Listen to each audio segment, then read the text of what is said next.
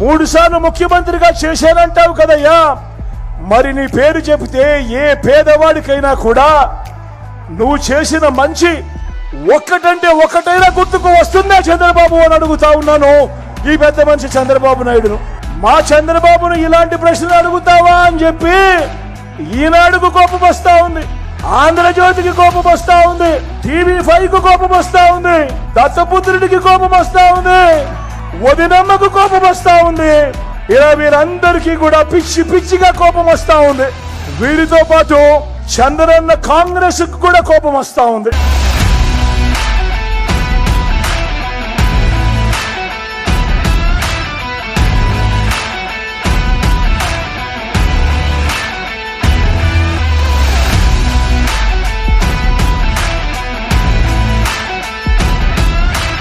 మీరందరూ